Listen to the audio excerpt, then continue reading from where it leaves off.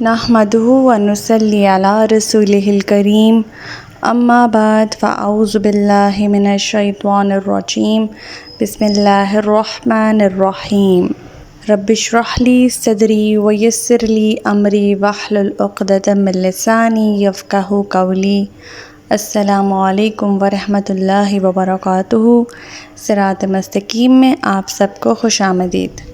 پچھلے سبق میں ہم نے پڑھا تھا کہ اللہ تعالیٰ فرماتے ہیں مشرکین کے لیے جنہوں نے حق کا انکار کیا اور رسولوں کی تکذیب کی، ان کے لیے جہنم ہوگی اور انہیں پینے کو پیپ کا پانی دیا جائے گا جسے وہ گھونٹ گھونٹ کر کے پیے گا مگر اسے بمشکل ہی حلق سے اتار سکے گا۔ موت اسے ہر طرف سے آگ گھیرے گی مگر وہ مرے گا نہیں، اور اس سے آگے اور اسے سخت عذاب دے دیا جائے گا۔ جن لوگوں نے اپنے پروردگار سے کفر کیا، ان کے اعمال کی مثال اس راکھ کسی ہے جسے آندھی کے دن تیز ہوا نے اڑا دیا ہو۔ یہ لوگ اپنے کیے کرائے میں سے کچھ بھی نہ پا سکیں گے، یہی پرلے درجے کی گم گشتگی ہے۔ پھر اللہ تعالیٰ فرماتے ہیں کہ کیا تم دیکھتے نہیں کہ اللہ تعالیٰ نے آسمان اور زمین کے حق کے ساتھ پیدا کیا، اگر وہ چاہے تو تمہیں لے جائے اور تمہاری جگہ نئی خلقت لے آئے، اور یہ بات اللہ تعالیٰ کے لیے کچھ بھی دشوار نہیں۔ ہمارا آج کا سبق آیت نمبر 21 سے لے کر آیت نمبر 25 تک ہے، تو آج کا سبق شروع کرتے ہیں۔ بسم اللہ الرحمن الرحیم۔ وَبَرَزُوا لِلَّهِ جَمِيعًا فَقَالَ الضُّعَفَاءُ لِلَّذِينَ اسْتَكْبَرُوا إِنَّا كُنَّا لَكُمْ تَبَعًا فَهَلْ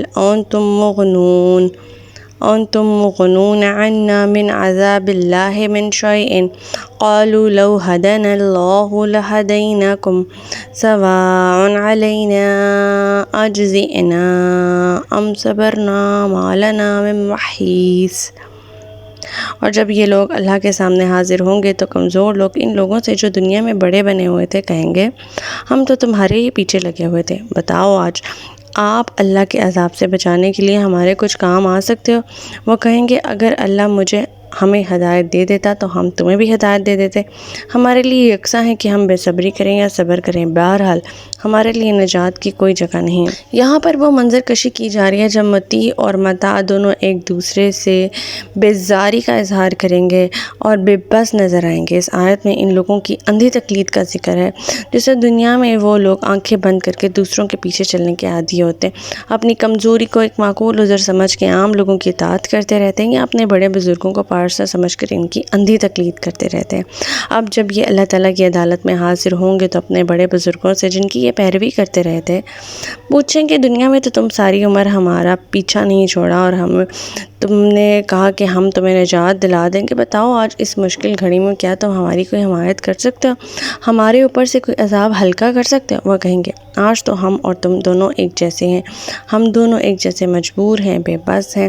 دنیا میں اگر ہم سیدھی راہ پہ چلتے تو تمہیں بھی سیدھی راہ پہ چلا دیتے، مگر ہم خود بھی گمراہتے تو تمہیں کیا ہدایت دیتے۔ اس کا دوسرا مطلب یہ بھی ہے کہ اگر اللہ تعالیٰ ہمیں اس عذاب سے نجات کی راہ سکھلا دیتا تو ہم تمہیں بھی بتا دیتے۔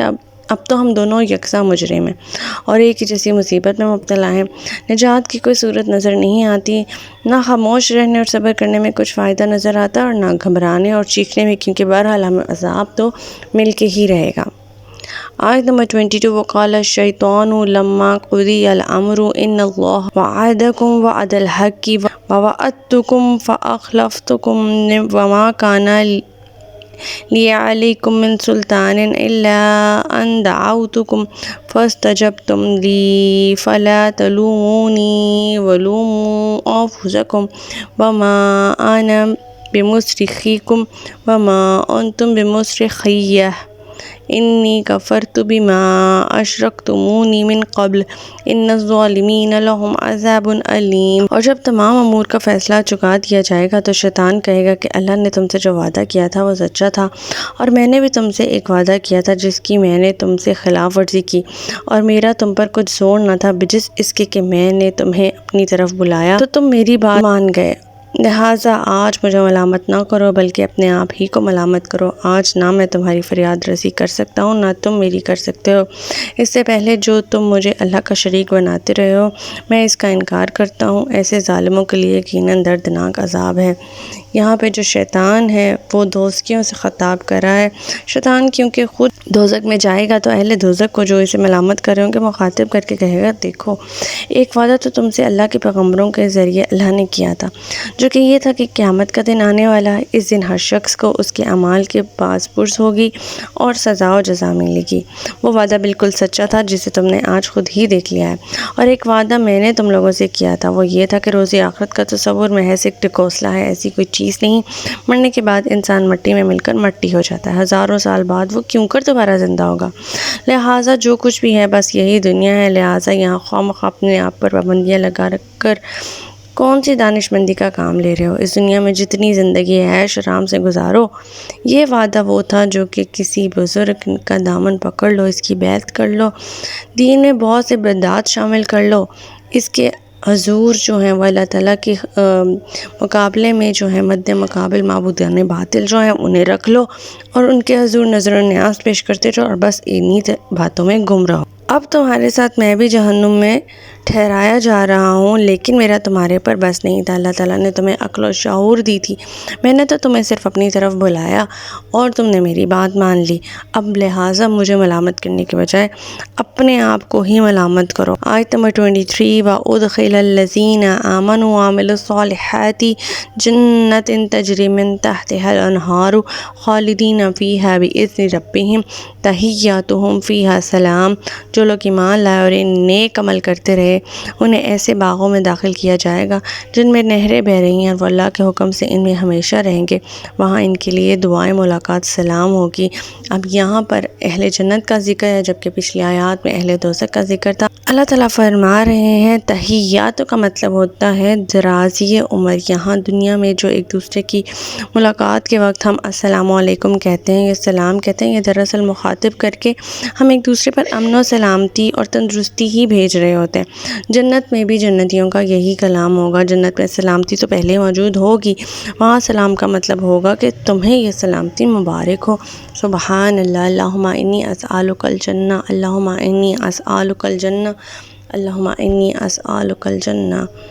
آیت نمبر 24 أَلَمْ تَرَ كَيْفَ ضَرَبَ اللَّهُ مَثَلًا كَلِمَاتٍ طَيِّبَاتٍ كَشَجَرَةٍ طَيِّبَةٍ أَصْلُهَا ثَابِتٌ وَفَرْعُهَا فِي السَّمَاءِ۔ آپ دیکھتے نہیں کہ اللہ تعالیٰ نے کلمہ طیبہ توحید کی کیسی عمدہ مثال بیان کی ہے، جیسے وہ ایک پاکیزہ درخت ہو جس کی جڑ زمین میں خوب جمی ہو اور شاخیں آسمان سے باتیں کرتی ہیں۔ کلمہ طیبہ کے لغوی معنی پاکیزہ بات یا اس سے مراد توحید یعنی لا الہ الا اللہ ہے۔ یہی وہ کلمہ ہے جس کی عقیدہ عمل کی شکل اختیار کر لی ہے، تو یہ جہاں تر تمام برائیوں کی بنیاد ہے، وہاں ہر طرح کی برائی کی جڑ بھی کاٹ پھینکتا ہے۔ یہی وجہ ہے کہ ہر نبی نے اپنی دعوت کا آغاز کلمہ توحید سے ہی کیا۔ یہاں پر اللہ تعالیٰ نے کلمہ توحید کی مثال جو ہے وہ پاکیزہ درخت سے دی ہے۔